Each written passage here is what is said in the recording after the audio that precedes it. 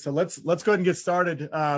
Everybody, thanks for joining today's webinar. We've got John Tilley, CEO of ZonGuru, on with us. We're very excited. We're going to be talking about questions brands need to answer in order to scale on Amazon. We're going to talk about the ZonGuru tool. It's awesome. It's a lot of fun. So John, if you want to go ahead and share your screen, pull up your presentation, we can get started. Sellozo's hosting this webinar. I'm Dustin Kane. Chris Gramlich is with me.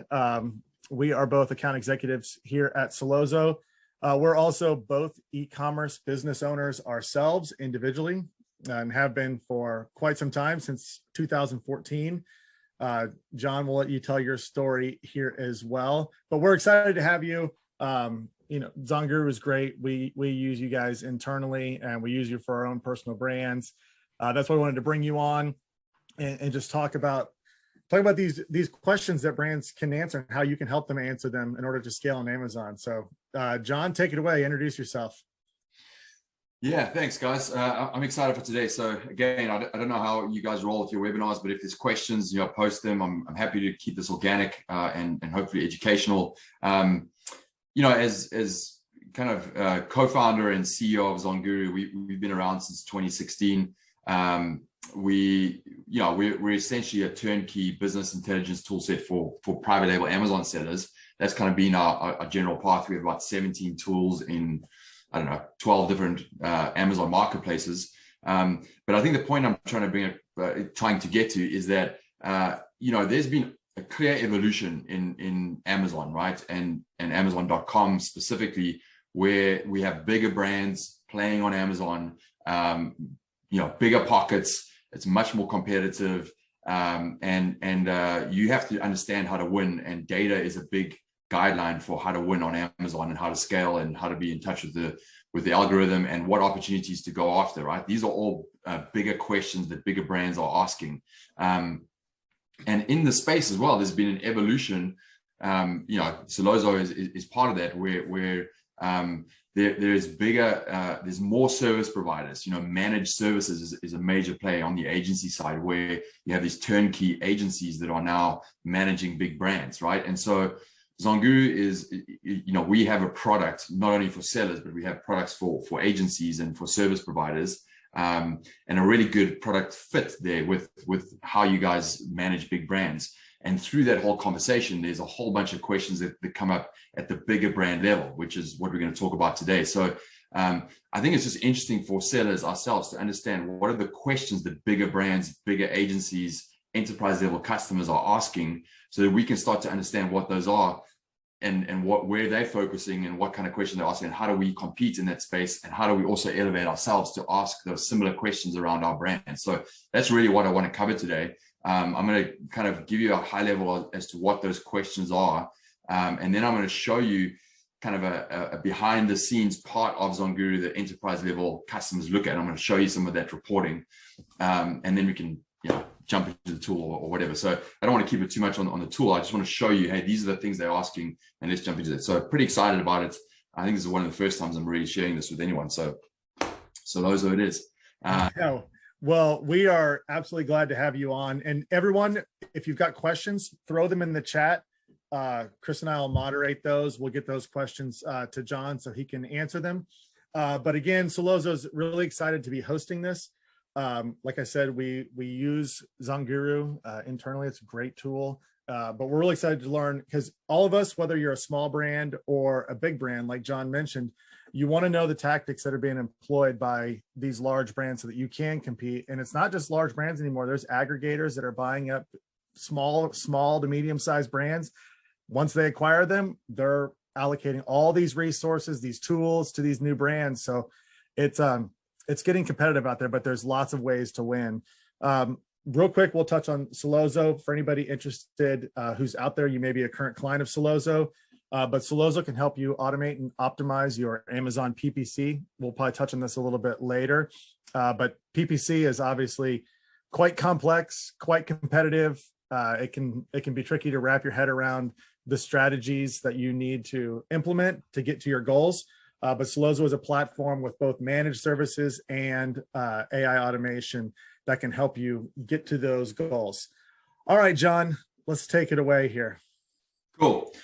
And just by the way, guys, I'd like you to see that I put myself in the front and a little bit taller than both of you. I noticed that. I wasn't going to say that. I was like, John looks taller and he has a better shirt with logo. Yeah. Yeah. But you got the arm cross right. So that's really good. Yeah, I need to work out more. Good. Nice. Okay, cool. So just getting back to that point, you know, ZonGuru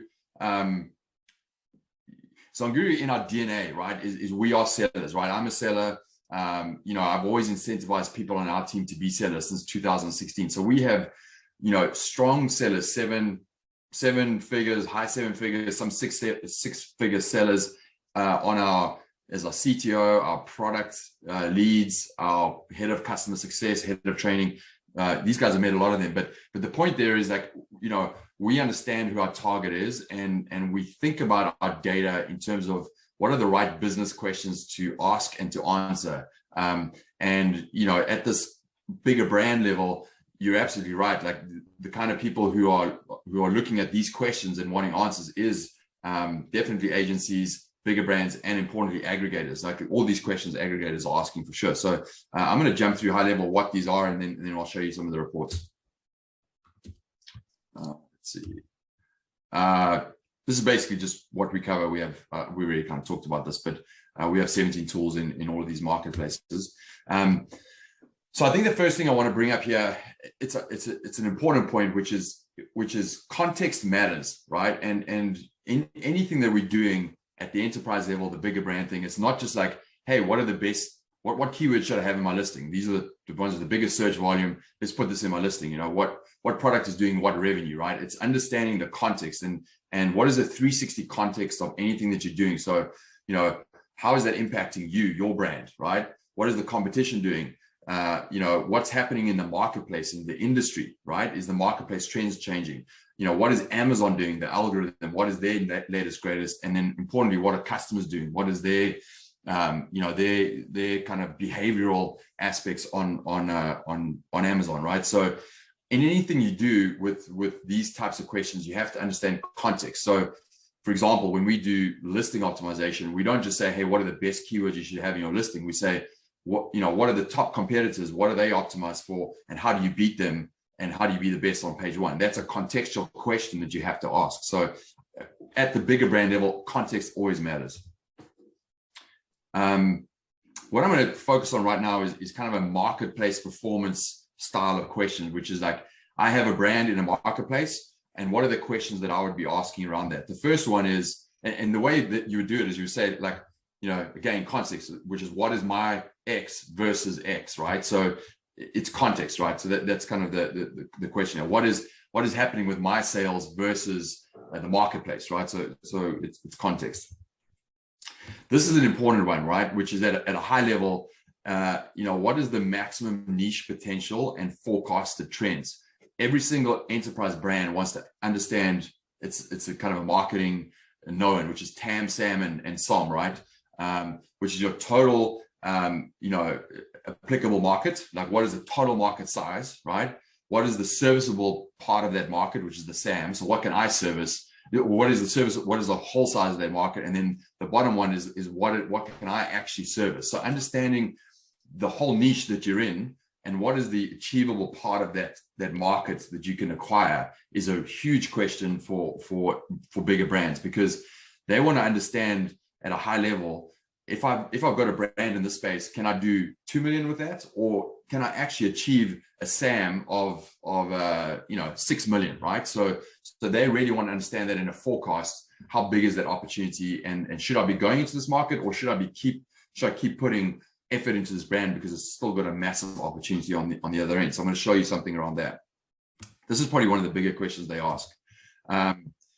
This one is important: share of movement of the market versus competitors versus you, right? So understanding your share of that marketplace, going back to that SAM and TAM, but also what are your competitors, how much of your competitors own that share of that market, and what are they doing? Am I increasing my sales by 10%, but the overall market and industry is going down by 20%? That's a huge question that you need to be able to answer. Again, context, right? It's a very different story if I come to my CEO and go, hey, my brand's doing, increased by 10% this quarter. And he's like, great, 10%, okay. But if you go to him and say, hey, it's increased by 10%, but the overall competitive niche went down by 20%, he's going to go, great, you did a great job, right? So that context is really important. Huge one, right? Top competitors, movers and shakers. Understanding in your niche that you're in, over time, who are the main players, who's getting the most, most market share? Is that consistent, or are there new players that have come into that space? Have they changed the dynamic of that niche on Amazon? And are they starting to eat at that market share that you potentially could get? And who are they? Do I need to start tracking them, and what do I need to do with them? Massive question. Hey, John, real quick on that question back there. How often are you checking for competitors? Is it, quarterly, monthly, weekly? Like what are some of the brands doing when they monitor how much more competition is coming into the space? You're checking it on monthly, but really you're checking it over a time of a 6 month to an annual period, right? So you're looking at like revenue quarter over quarter, year over year. I didn't get that order right, but you month over month, quarter over quarter, year over year, right? So you're looking at those trends over time, because it's not really going to be something that's, if you're catching a new competitor coming into your space this month, you're not doing a good job. You should be aware of that guy from like, oh, there's a guy creeping up, 6 months ago. What is he doing? What is he changing? Okay. I'm getting ahead of him. I need to start, running my PPC ads against his brand, getting his market share, whatever that is, right? So you don't want to be walking into your CEO or your CEO and going like, hey, I just found there's a huge big brand that's just coming to the play this month. He's like, this guy's been here for 6 months, right? So you've got to be ahead of the game. Cool. This is a really interesting one. I know you guys are super interested in this. PPC spend impact on organic keyword ranking. So understanding, you've got to understand your ACOS and your tacos, really important, obviously being efficient on both of those aspects, but at a higher level, understanding for the group of keywords that are spend more PPC on versus mid spend versus low spend, what is the breakdown of that, and does it have an impact on my organic keyword ranking? So you have a job to do as a brand to say, hey, I want to optimize my ACOS and tacos, but you also have a job to do like, hey, if I do spend this money on this, what's the impact that it's having on the organic sales? And my rank, if it's going up, do I get more organic sales? Massive question to ask and to answer from an Amazon perspective.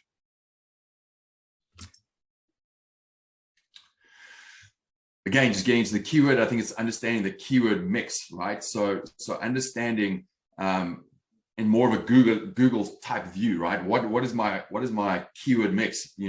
This is just, dogs, hogs, frogs, and logs. It's just a representation, but of that mix of keywords, how many are in the green, which is position 1 to 5? How many are in the orange, which is positions 5 to 10, etc., right? And then how many of them are sitting in the red, which is like position 16 plus, right? So what is the mix of my keywords?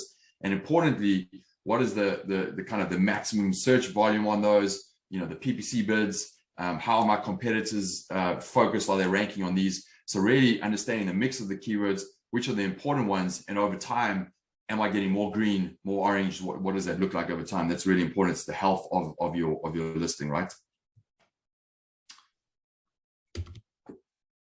This one I think is a massive one, and it's a very tough one to solve. We're solving it, which is good, but understanding the average. The algorithm of Amazon is all driven by conversion rate, right? And the better your conversion rates, the more money you make for Amazon, the more money they get, the more traffic they send you, the more you're going to make, right? So understanding your session percentage versus your sale percentage for your brand, key, but understanding the average conversion rates for page one, massive, right? Because if you understand, hey, these are the top brands on page one and this is their conversion rates, and understanding what our conversion rate is in comparison is huge. And even more detailed on that is understanding the average conversion rates on PPC versus organic, right? And what that mix is really big questions to be able to answer. I can tell you right now, it's very, very tough to get at that, and it's still a work in progress, for us, and definitely in the space. There's nothing really that's quite nailing it. the interesting thing is there's a lot more data now that has come through from Amazon that's allowing us to provide these guidelines, and we provide it in this reporting function. That's a big one, John. I think for a lot of brands out there, that's a big one, because you can correct me if I'm wrong, but in general, the conversion rate drops the lower down the search results you go. So your ability to see, like a lot of people, you talk about they've got a product, they're selling it, and they're talking about either a high ACoS for their PPC, or they're talking about they don't have a very high conversion rate, but a lot of that could be where they're placed. And if they're able to organically rank higher or be more aggressive with their PPC and get it up there, then they can start capturing that page one or top of page one much higher conversion rate. I think that's a really important factor. So I'm curious to look more into that and how you guys are solving. Yeah, and also understanding at the keyword level, right? Because the more search volume there is on a keyword, the lower the conversion rate as well, which is just, it just is, there's more volume, there's lower conversion. Obviously, something that's a lot more long tail, lower volume, higher conversion rate. So understanding it at that level is really important, right? Interesting. This is one which we're actually working on right now, which is we're hearing a lot of, especially in the FMCG space, right, with the fast-moving consumer goods, where there's a lot of repeat purchases, right? Understanding your lifetime value of your customer and the customer acquisition costs that you should be spending on that customer, and how much you can spend to acquire that customer is huge, right? So what I mean by that is if you're selling a product, yoga mat, for $60, right? The lifetime value of that, maybe yoga mat's not a good choice, right? Let's just say packet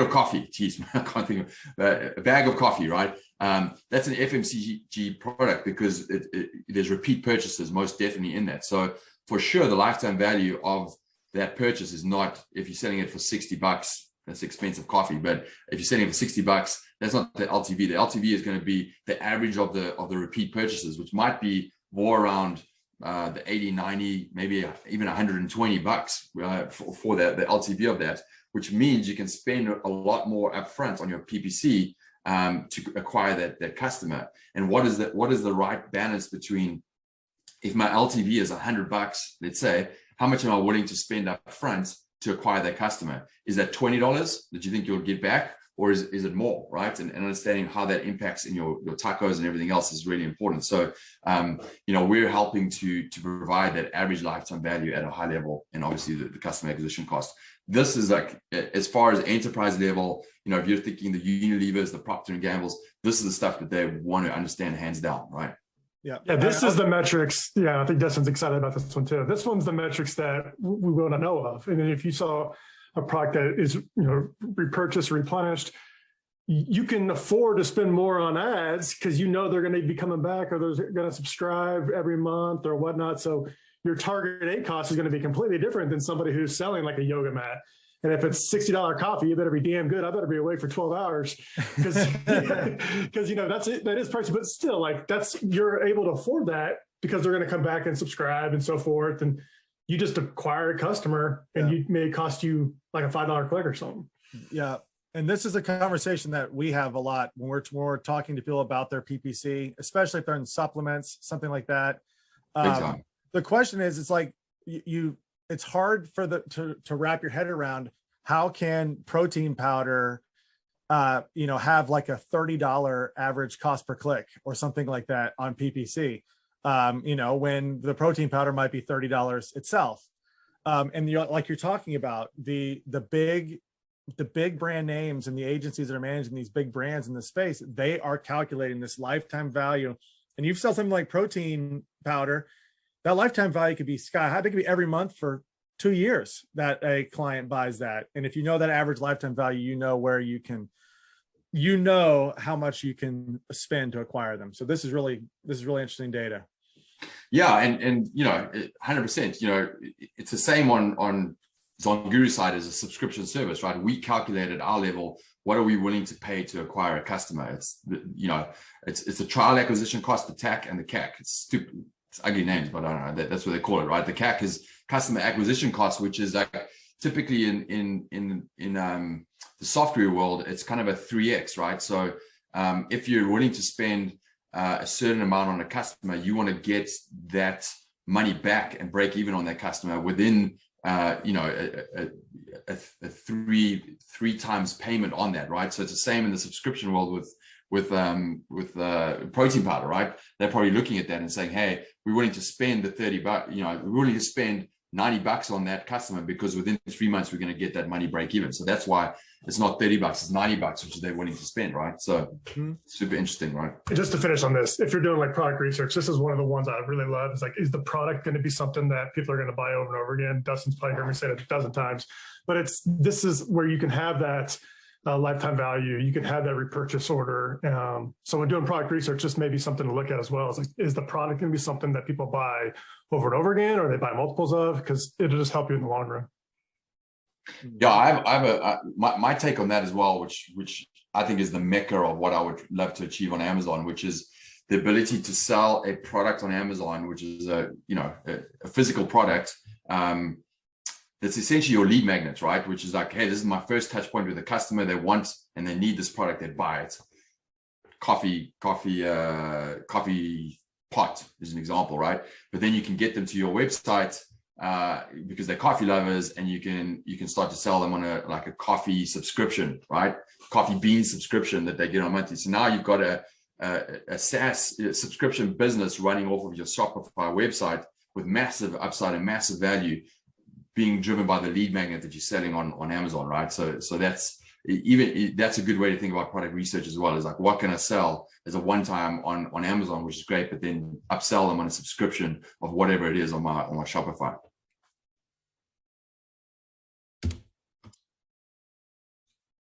Okay, and then on this side,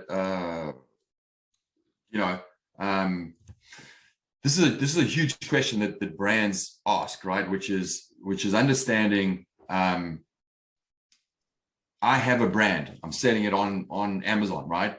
What is I have $1 million that I want to invest in my brand, and should I be doing that as a product extension? Should I be doing a brand extension? Should I be doing a market expansion, right? So these are it's a typical question that an enterprise level CEO would come to you and say, great, I'm doing well with this. How do I grow my ROI, right? Aggregators, massive question they're asking all the time, right? Which is like, great, we have a great brand, right? What $1 million, where should we put it? Tell me, John, where should we put it? I'm like, okay, cool. So this is really important, right? So it's understanding, again, that product research space. How do I get the best ROI out of my next investment into this brand, an extension, a market, etc.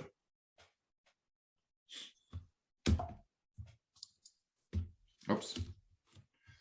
And then I've just covered this, right? Which is the global market extension, right? Which is the number one question that any aggregator is going to come and ask you, right?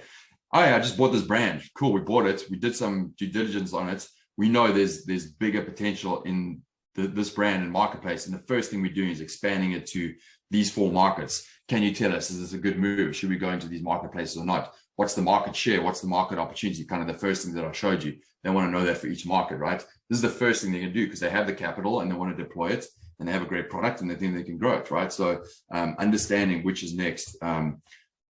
Brand extension, product extension, market expansion. These are key questions. Yeah, I get fascinated by this a lot as well, because obviously you've got, whatever your budget is limited. We'll use your $1 million budget as an example. But yeah, you've got a brand. You want to employ that $1 million of capital, and where do you do it? And would it be a better ROI if you launched new variations, new products in that brand, or would it be better to continue selling these same products, but is that opportunity really good? Let's say in the UK or in Europe or Canada, could that be a better use of your dollars? That's a great question, just to have answered for sure. So interesting. Is there a certain marketplace, John, that you see growing? I know this is a kind of a loaded question, but is there a certain marketplace that is gaining a little bit more traction where sellers can kind of expand to? Yeah, I mean, I think there's a lot of opportunity, just with the move to e-commerce driven by the pandemic. I think there's huge opportunity, and it really just boils down to your type of product. I will say that Australia has massive traction because you're at the very bottom of that growth curve, right? And they're growing phenomenally in Australia. There's really good customer traction. Like, people are starting to use Amazon in their daily, shopping activities like they do in the US, right? So they're gaining major traction, but there's huge organic growth ahead of that, right? So if you can just get in and stay in stock, you're going to 10, 20, 30x that business no matter what over the next 4 or 5 years. So that's a market I'm most excited by. India is a really good one. It's still pretty early in that market, but if you find the right product there, the biggest population in the world, it's huge. And then for sure, even in Europe, their adoption rate is behind the US. There's still big opportunity there. And there's big opportunity there as well, because you have to have a cultural fit, and you have to understand how to do localized marketing on your listings and everything else that so many people get wrong, and they're still behind on that. So, there's definitely still opportunity in Europe for sure. Yeah. International expansion, I get excited about. And we just had, not too long ago, your colleagues, the two Kimberlys from ZonGuru, on our podcast. And after they were talking about the growth opportunity in Australia right now. That was pretty exciting. We can get some money out of Australians, it's great. Let's just do more of that. Okay, cool. So let me get out of this. I want to jump in and show you a demo. Now, I just want to show you real quick. This is ZonGuru as our software, right? And we have product research tools, listing optimization, business metrics, a whole bunch of stuff. And I'm going to show you this listing optimization in a second. Hands down, we always get, and I'm pretty proud of this, we always get feedback. We have amazing UI and how that looks. What I'm going to show you right now doesn't necessarily have amazing UI, and that's deliberate because it's a reporting feature that we have. It's only available to big sellers or enterprise level customers to answer those questions, but it's built in a nimble way outside of ZonGuru. This is probably one of the first times I'm kind of publicly showing it. But it's a reporting feature. This is it right here, which this is just a demo we did on yoga mats. That's the one we stick to. But it's a report that essentially the data that we have and the intelligence that we have in ZonGuru allows us to spin off this reporting feature that is customized at the enterprise level, brands, agencies. This is one of the reports. We have many types of these reports. It allows us to be very nimble and be able to create different reports to answer different questions. This specific report that I'm just giving you an insight into right now is it's answering the questions around the marketplace performance, which is what is the opportunity in the markets of my brand versus the markets, versus the competitors, right? So I just want to give you a high level of these are the types of reports that you can get. This one right here, the first view, right, is if I'm sitting this yoga mat, it's answering the question, what is the total size, right? The SAM in this case is not the TAM, but the SAM. What is the SAM of this market, right? Which is right now, over time, it's like 2 million in revenue right now. It dips down 1.9 and then has a big spike over December. Again, this is just dummy data, but it goes 2.9. So this is the potential size of the market. What are the top 3 sellers on that marketplace based on brand analytics and a few things we have? How much market share do they own? And then what does my market own, right? What does my brand own, which is the small one down here, right? So I can see in December right now, my revenue, there should be a revenue in here. I can't see it right now, but anyway, your revenue and this over here gives you your market share, right? What is my change month over month? What is the total niche? And then what is the change month over month? So for example, if I look at December, I can say, hey, I owned 1.71% of the markets. I grew by 0.46. The total niche market potential is 2.89. And that total niche in December grew by 58%, right? So that's actually a bad scenario for my brand because I only grew a little bit and the market grew a bunch. So these are the questions that brand owners at that level want to understand. What is the potential of the market? How much do I own? How much do the top 3 own? And am I growing by 10%? And what is the market growing overall? Very important to understand, right? this view here is just really the top 3, sellers in that niche, and who get the most clicks and conversions, and what does that look like over time. So for example, in this case of a yoga mat, you can see product 1 was Gaiam for a long time, and then it became Balance From, right? Is there a mix? Is it changing over time? Is it pretty steady? Or the guys that are moving into the top 3 positions changing a lot? It gives you an understanding of the marketplace in terms of the top performers and top players. This one is really interesting. It's getting back to that question of your competitors and understanding who are the movers and shakers, right? Who are the new players coming into the space? What is the month-over-month growth, year-over-year, quarter-over-quarter growth? So, I can come here and just filter, right? And I can go, hey, on revenue, let's just filter, for example. In December of 2020 right now, right? This brand, this is 2020, but this brand Balance From did the highest kind of grossing revenue on that month. But in terms of his growth rate, he wasn't around in Q4. So maybe I'll just go to, let me go over here. So this guy, he got 103,000 in Q4, but his growth was negative 42% in Q4, right? So you can understand, like, the actual one of the better players right now is this guy, Pro Source. He grew by 133% and made decent revenue, 140, right? So he's probably a new player that was coming around. And what, do I need to watch him? Do I need to track him? Are the major players losing market share or gaining market share? You can see this from all of the competitors that are being tracked on the right-hand side. Super interesting to see who's coming into the space. And again, this goes back like past 2020, 2019, etc., right? Yeah, that's a good one to look at. I like that, like 30% down in Q1, 1681, 133. So he's definitely like moving up the charts here. Yeah.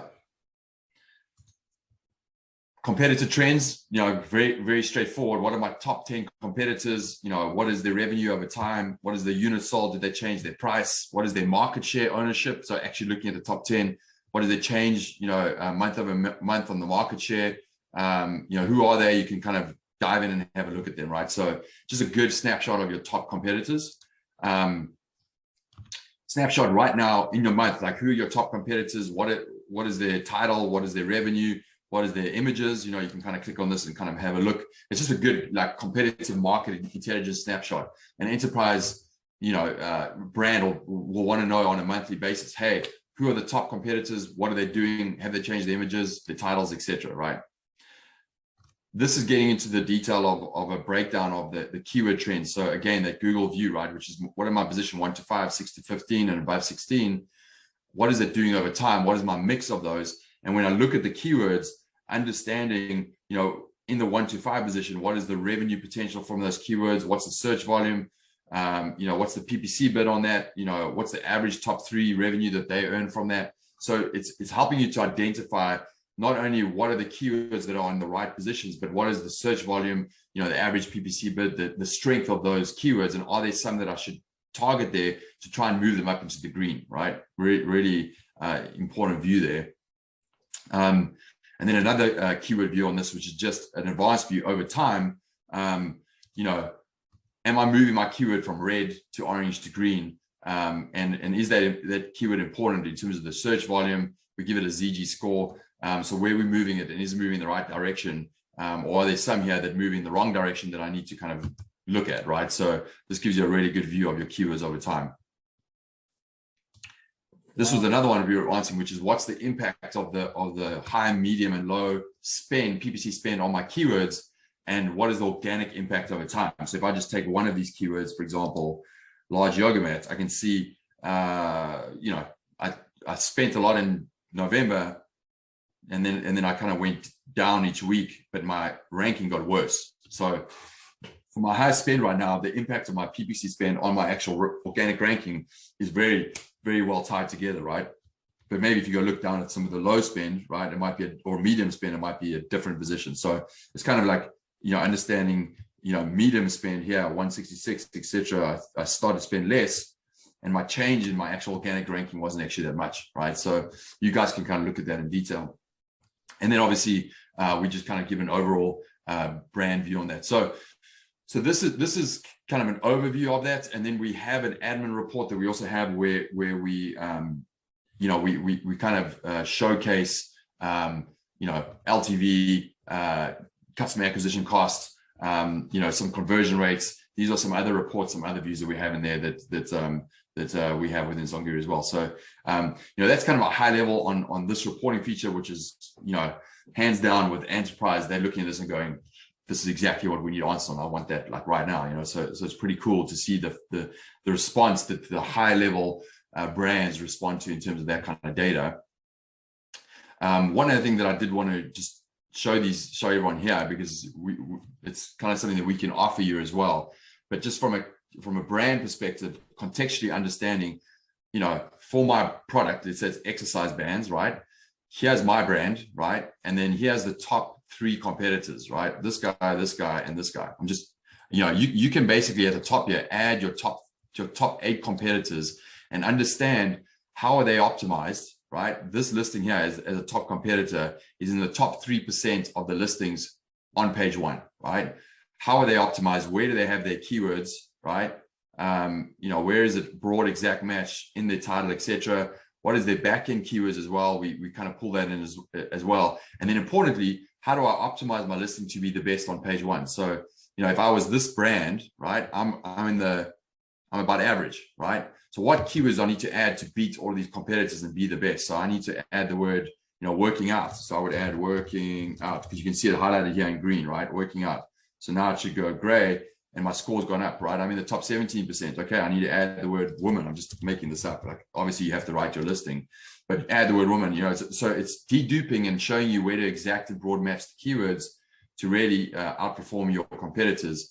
And then at the end, you can see there's elastic, there's, Spanish keywords, misspellings. You can just go here right at the end once you've done it and just add it to your backend search terms. And then you can see the potential. Okay, my listing, if I add these keywords, I can even do better than this if I added higher in my listing. But, these are the keywords I need to add, and I would be in the top 1%. This is a huge question for brands because, anybody who has an agency or have brands or have clients, they want to know, hey, in everything you're doing, have you put your best foot forward with the listing? Do you have the right keywords? And are you better than anyone on page 1? And I can just snapshot this right here and go, yes, I'm in the top 1% of all listings on page 1, and I'm better than all my competitors. So, let's focus on the quality score with our PPC and everything else, right? So this is a really contextual way of being able to quickly answer, have I got the right keywords? How do I beat my competition and be the best on page 1? And this is the kind of tools that we have in here. How we drive it in the keywords, that's a different webinar we can always look at. But I just want to show you inside of our tool, the kind of things that we do. And what's really cool here is you can publish this directly to Amazon. Like, you don't have to download the file. You can send this right to Amazon. Yeah, you just go straight here and you go publish on Amazon. So it's just the best way to explain it is it's a partial flat file upload direct to Amazon. So, again, if you're an agency and you have 100 listings you need to do, you can simply just go here, put in the keywords, optimize for page 1, make sure it's good, upload, do the next, etc. So, pretty strong. And there's a scripted automatic way that we can also do it for bigger enterprise agencies as well. Yeah. What do you see with the brands you're working with? Let's say they were an average listing score, in their niche, and then we go through this process. We add all the relevant search terms and the backend search terms and everything, and so that way we're getting them into the top 1%. They implement it. Now they're getting indexed for these other search terms. What kind of impact just from that, not even PPC, but just doing something like this, what's the impact for those products? I would say within the first 3 weeks, you're going to see, it ranges. It depends on where you are and how optimized you are. But especially if first off, it would be anywhere from a 1.5x up to a 10x. We've seen that kind of range just from doing this and making sure, because also what's important here to kind of clarify is the way we get at the relevant keywords is not just what other competitors index for, right? Because they're not always indexing for the right keywords. They're not always having the right keywords in their listing. You've got to find what actual customers are typing into Amazon. We have a way of getting at that. So when you do this kind of exercise, for example, on a German listing, we're actually showing you, hey, forget what everyone's translated and trying to index for across these words. Here's the actual keywords people are typing into Amazon, and no one else has those.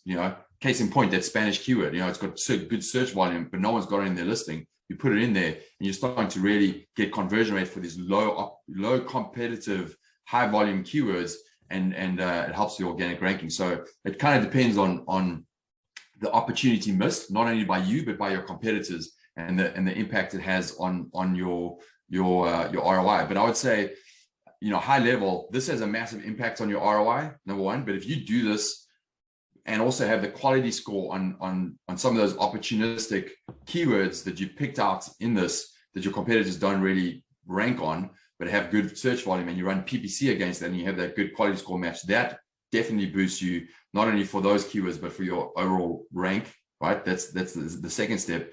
And then third is kind of getting at some of these important terms. We have a tool called LoveHate, which basically is a word cloud that will show you what people love and hate about a product based on reviews. And if you can pick up the most important things for there and put that into your listing and put it into your overlays on your images, that gives you a massive bump. So those three things alone. And then adding review automator, just using our review automator, set and forget, just requesting the Amazon reviews. Those four things, you're going to see a massive, hands down, you're going to see a big bump anywhere from 1.5 to 10x on sales. Yeah, over a 4-week period, I would say. Wow. Yeah, the LoveHate tool, that's one of my favorite inside the platform. I really like looking at that. There's certainly a way to, when you're researching new products, to figure out ways to make improvements to products. Big time. If there's a lot of, if the hate whatever the word that comes up in hate is common, like missing parts. yeah, you can go. So this is a wedding arch. I don't know. It does a semantic word cloud, but you can click on this and then go see every single. It'll highlight where that word is and what are they talking about, right? Missing parts is probably not great, but maybe it's like lightweight. People, they're going to say hate, but it's probably going to talk about, hey, it's too lightweight, maybe it's flying around, so how do you weigh that down, right? Or whatever. And then you can use that copy, put in your images with your dimensions, obviously key, but also in your sponsored brand ads and some of those titles, getting it in there and getting better click-through is really important. Yeah. And it's also maybe a way, if you have one of these products that's not lightweight, but you're not highlighting that in your listing, that's something you want to highlight for sure. Absolutely. Yeah, 100%.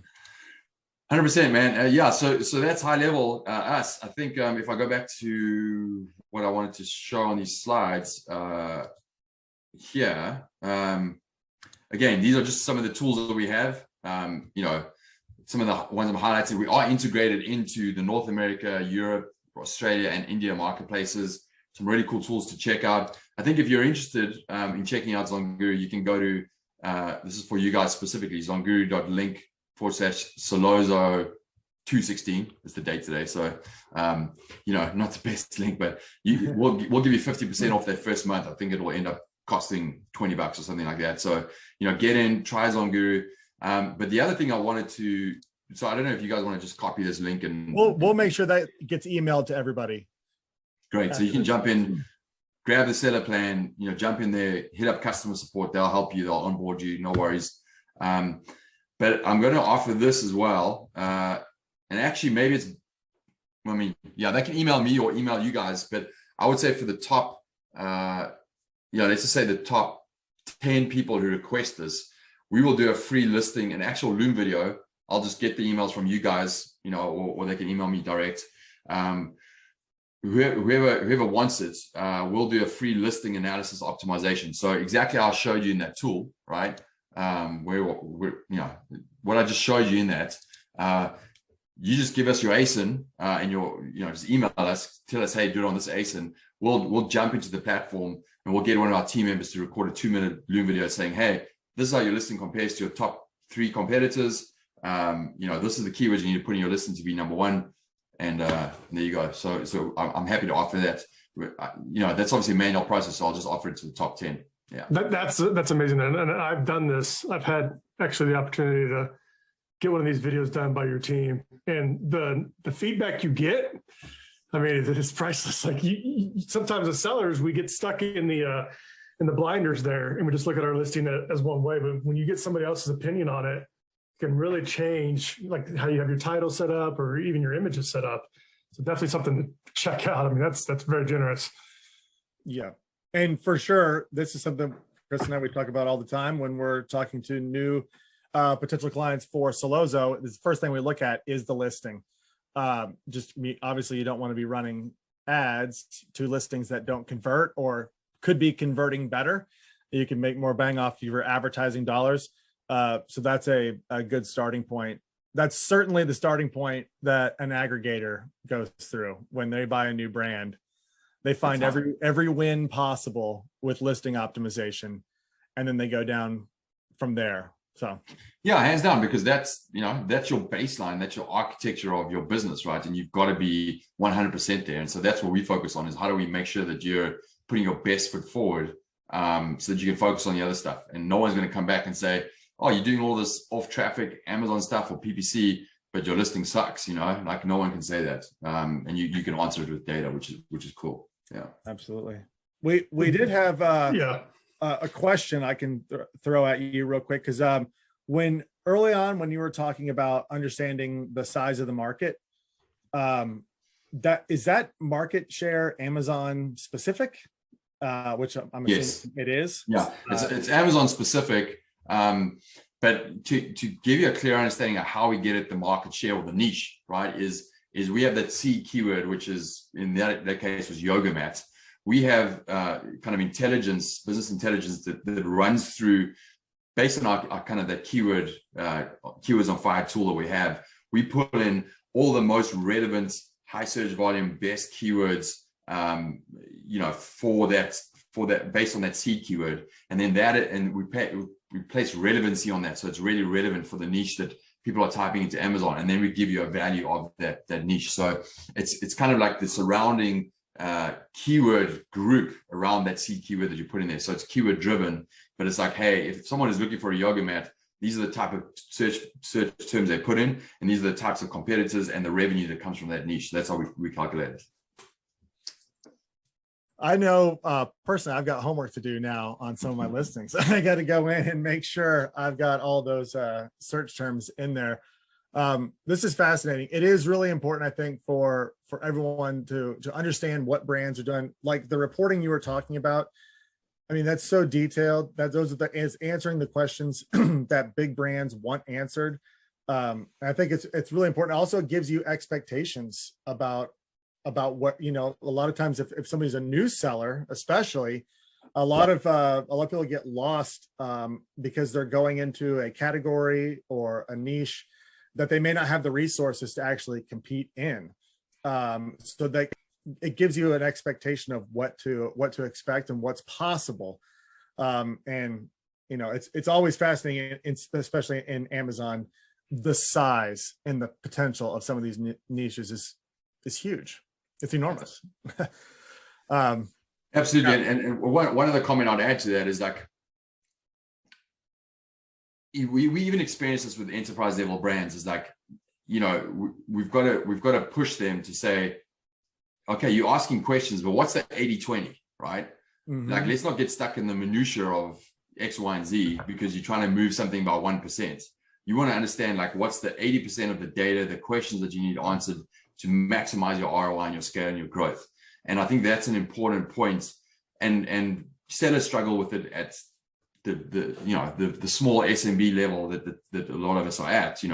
We get distracted by, hey, do we need to do these things, or do we need to keep, should we look at the data around this tiny little point? And I'm like, how much impact is that truly having on your business? So, always look at it with that lens, and we struggle with that even at the enterprise level. I'm like, guy, you asking a question that doesn't mean jack, you don't need the answer on that. That's not going to move the needle for you. So we keep pushing them to go, what's the 80-20? Okay, let's answer the 80% of the questions that are going to move the needle the most on the business, and let's forget about the 20% because that's not going to be important for right now.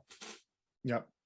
And one thing that we love just in working with you is how all this stuff really works together. I mean, if you're going to be doing PPC, you have to understand the impact of the PPC. Like the things that we're looking at every day are, keyword tracking. We're tracking all the keywords that we're advertising on, and we're making sure that our strategic decisions on our PPC are matching the goals we're trying to get. Are we at the bottom of page 1 for this? Is that feasible with a little bit of bump in advertising to get that to the top? Are we on the, page 20? Now we know this is a uphill climb. That might be too much advertising spend to try to capture that organic ranking. It all works together, and you have to have the more data you have, the better decisions that you're making. So, whether you're out there right now and you're utilizing ZonGuru already and you're ready to, now spend some time tackling PPC and optimize it, they work together very well. Same thing if you're currently with Sellozo right now, or you're managing your own advertising, but you don't have the data of really understanding the impact or an easy way to track it. I mean, you could obviously go count every day how far down you are on each search term, or you can utilize something like ZonGuru. It really works together very well. So that's why 100%. Yep, yeah, that's the main reason we wanted to bring you on, have this webinar. We really appreciate everything that you highlighted for us. Of course, I learned something. I know Chris learned something. We always learn something new when we talk to you, which makes it a lot of fun. But we really appreciate it. So everyone needs to go to the link. We're going to email you the link so you get the discount. 50% off. Is that right? 50% off first month. Yeah. Perfect. So everyone, make sure you check that out. Additionally, if you're not currently using Sellozo right now, you can go to sellozo.com. You can book a demo. You're going to get on a call with either Chris or myself. We're going to have the ZonGuru Chrome extension loaded up. So when we're looking at your listings, we can help you understand better the performance of your listing, how well it's optimized. But we'll also show you the power of Sellozo's advertising platform, how we can automate any strategy that you have, that you're employing. The beauty of Sellozo is it does automate your exact strategy. If you if you've been following a PPC guru, or you have a strategy that's working for you, Sellozo can automate it. We have a very unique feature called Campaign Studio, where we can map out your campaigns, automate keyword transfers, and our AI can help adjust the bids all towards a target ACoS. So we'd love to speak with you. You can go to sellozo.com, book a demo, mention that you saw this webinar, and we'll give you 50% off your first month as well with Sellozo. So it's a no-brainer, right? Yeah, no-brainer. Yeah, man. And, so you mentioned Kimberly, the two Kimberlys coming in your podcast a little bit ago. They're both sellers, and Kimberly's also a multi-brand seller, and she's sold a few of her brands. She uses Sellozo, and she's like, within the first couple of days, I saw ROI and an increase in sales. So, it's legit for sure. Just feedback, she's passed it to me personally, getting in and using Sellozo. So she's a fan and is using it every day. Yeah. She was a lot of fun. Both of them were fun on the podcast. And if you want to listen to that episode, the podcast is two Amazon sellers and a microphone. You can find it on every podcast platform there is out there.